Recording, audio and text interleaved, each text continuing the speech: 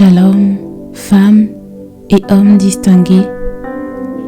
Je vous trouve aujourd'hui pour un partage qui, je l'espère, vous sera d'une grande bénédiction.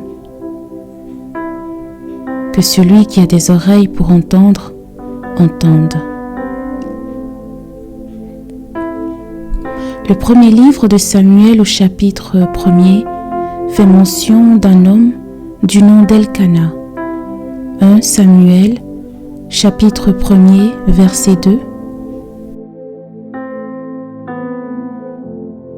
Il avait 2 femmes, dont l'une s'appelait Anne et l'autre Pénina. Pénina avait des enfants, mais Anne n'en avait point. Il semblerait que le récit d'Anne soit l'un des plus connus de la Bible et le plus évoqué pour illustrer l'importance de réorienter nos prières lorsque celles-ci ne rencontrent pas les desseins ni les critères de Dieu. Toutefois, je voudrais qu'ensemble nous parcourons les versets 4 et 5 du même chapitre afin d'y toucher un point majeur. Lisons. Le jour où Elkana offrait son sacrifice, il donnait des portions à Pénina, sa femme, et à tous les fils et à toutes les filles qu'il avait d'elle. Mais il donnait à Anne une portion double, car il aimait Anne que l'Éternel avait rendue stérile. 1 Samuel 1, versets 4 à 5. La Bible n'omet pas de mentionner qu'Elkana avait pour coutume de donner une portion double à Anne. Bien-aimé, il se pourrait que, bien qu'étant stérile, tu sois aveuglé par le confort que te procurent les biens d'Elkana. À l'apparence, c'est sûr, les portions d'Elkana semblent banales, anodines, voire réconfortantes. Certains l'interpréteraient même comme étant un acte, un signe d'amour, une marque d'attention. Au sujet de cela, ma Bible me rappelle ceci dans Exode chapitre 23, verset 8. « Tu ne recevras point de présent, car les présents aveuglent ceux qui ont les yeux ouverts et corrompent les paroles des justes. » Il nous arrive bien souvent de demeurer dans une aisance, une consolation qui ne dit pas son nom, malgré notre état de stérilité, de manque, de sécheresse, jusqu'à ce que, poussée par Dieu, Pénina rentre en scène. Mais l'heure est venue de cesser de t'accommoder des portions d'Elkana. Recherche plutôt celle de Dieu, celle qui enrichit et qui n'est suivie d'aucun chagrin, celle qui bénit non seulement ta génération, mais celle à venir. Alors cesse de t'attacher aux rations d'Elkana, car elles ont le don de t'aveugler. Ton problème est grand, majeur. De toi doit sortir un futur prophète. Voyons Anne fatiguée, abattue et humiliée par les mortifications venant de sa coépouse. Elkana demande: est-ce que je ne vaux pas pour toi mieux que 10 fils? 1 Samuel, chapitre 1er, verset 8. Que répondrions-nous à une telle question? Elle semble bienveillante, mais cache un tel égoïsme. Si seulement il était donné à Elkana de comprendre un tel niveau de chagrin.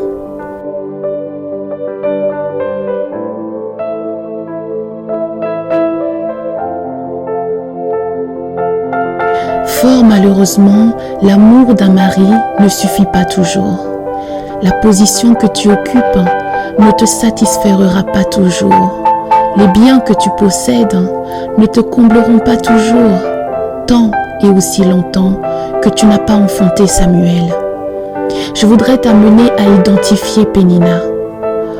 Pénina ne se limite pas au simple rôle d'une rivale. Toute personne, toute situation, tout échec qui démontre ou révèle l'existence d'un mal-être profond un confort et d'une certaine insatisfaction porte le nom de Pénina. Écoutez, nous avons tous sur le tableau de notre vie une Pénina révélée ou cachée. Mais croyez-moi ou non, Pénina joue habituellement un rôle, je dis bien un rôle, qui en fin de compte lui donne tout un mérite. Elle te pousse à chercher la face de Dieu. Vous savez, l'élément déclencheur n'était pas en soi la stérilité d'Anne. La Bible précise un point clé qui est celui-ci.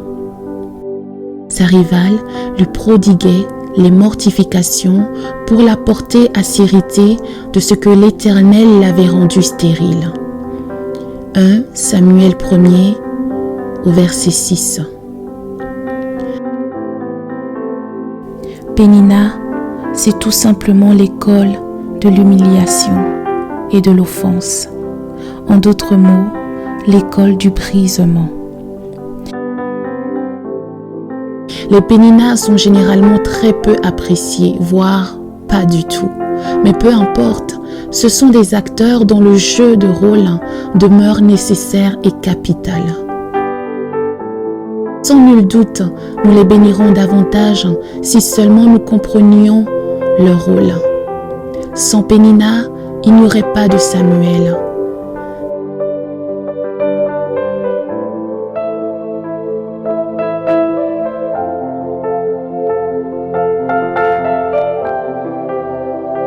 Choisis aujourd'hui de monter à Silo. Répands ton âme devant l'Éternel. Cherche sa face et forme avec lui une alliance. 1 Samuel 1, verset 15. Anne répondit, « Non, mon Seigneur, je suis une femme qui souffre en son cœur, et je n'ai bu ni vin ni boisson enivrante, mais je répandais mon âme devant l'Éternel. » Comme Anne, tu es peut-être arrivé à un stade de ta vie où tu adresses cette ultime prière à Dieu. Reprends ma vie ou donne-lui un sens. Et c'est là, à cet instant, où les choses deviennent sérieuses et Dieu y trouve son intérêt. Ta vie a besoin de prendre un sens et c'est légitime. Je viens partager avec toi l'adresse où cette transformation devient possible. La présence de Dieu. Et celui qui donne sa saveur, c'est Christ. Amen. Je voudrais t'encourager, toi qui m'écoutes, persécuté mais non abandonné, abattu mais non perdu. Écoute, si les coups de la vie te font tomber sur tes genoux, considère cette position tel un appel à la prière. Amen.